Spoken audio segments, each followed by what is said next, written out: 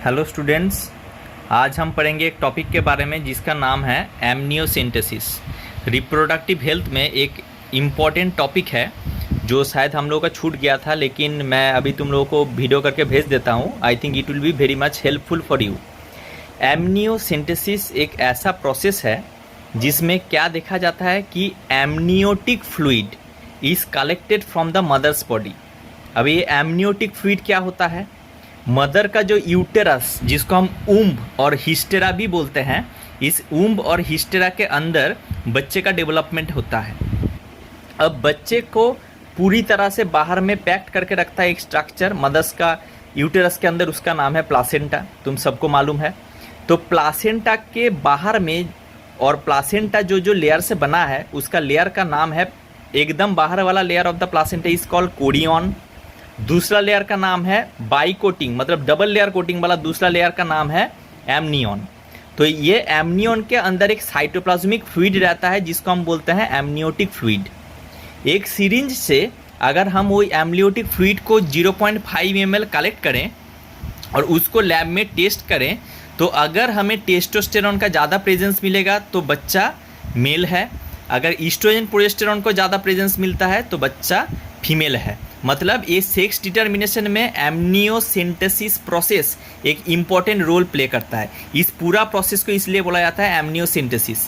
लेकिन due to huge death of the female feticide, इसलिए Indian government इस process को बैन कर दिया। लेकिन फिर भी आजकल ये प्रोसेस होता है दो और कारण के लिए। Not only sex determination, it is fully banned in India as well as whole world. और एक जो सेकेंड कारण है उसका नाम है क्या? उसका नाम है जेनेटिक डिसऑर्डर बच्चे में है कि नहीं है, ये आइडेंटिफाई करने के लिए किया जाता है।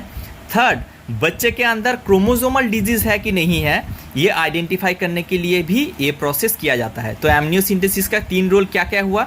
Sex determination which is banned in India, second one is the fetus have any genetic disease present or not, and third one is if the fetus have any chromosomal disease present or not।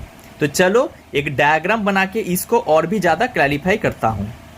तो देखो students, मैंने यहाँ पर एक diagram बनाया है amniocentesis process का। तो दिस इज़ द यूटेरस और womb of the mother's. Outer layer का नाम है कोरियन, बीच वाला लेयर का नाम मैंने अभी बोला एमनियन। एमनियन के अंदर रहता है एमनियोटिक सेल, इसके अंदर जो साइटोप्लाज्म रहता है उसका नाम है डॉटेड वाला एमनियोटिक फ्लूइड। तो ये प्लासेंटा के अंदर अगर हम एक सिरिंज घुसा के एमनियोटिक फ्लूइड को कलेक्ट करें, और इस टेस्ट को हम बोलते हैं एमनियोसेंटेसिस। अगर बच्चा और मम्मी का प्लासेंटा के बीच में जो कनेक्शन रहता है उसको हम बोलते हैं कोरियोनिक विली, तुम सबको मालूम है। तो एक बड़ा सिरिंज लेके अगर कोरियोनिक विली से फ्लूइड कलेक्ट करते हैं तो उसको हम बोलते हैं कॉर्डोजेनेसिस। तो कॉर्डोजेनेसिस किया जाता है किस पर्पस की वजह से? कि बच्चा और मम्मी के अंदर जो कनेक्शन है, जिससे खाना, मिनरल्स, आयन, ब्लड सप्लाई, ये सब ठीक तरह से हो रहा है कि नहीं हो रहा है, वो आइडेंटिफाई करने के लिए कॉर्डोजेनेसिस टेस्ट किया जाता है।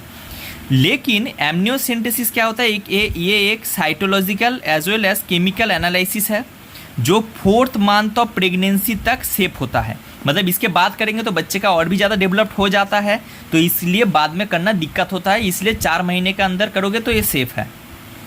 रोल क्या क्या है? सेक्स डिटर्मिनेशन ऑफ फीटस जो ऑलरेडी बैन हो गया इंडिया में, क्रोमोसोमल डिजीज़ आइडेंटिफाई करना, जेनेटिक डिजीज़ बच्चे के अंदर है कि नहीं है ये आइडेंटिफाई करना। तो क्रोमोसोमल और जेनेटिक डिजीज़ आइडेंटिफाई, इस चीज़ को हम बोलते हैं प्री नैटल डिफेक्ट। नैटल मतलब बच्चा, प्री मतलब बच्चा डेवलप होने से पहले इसको हम देख सकते हैं। अगर डिफेक्ट है तो उसको हम एबॉर्शन करके निकाल सकते हैं।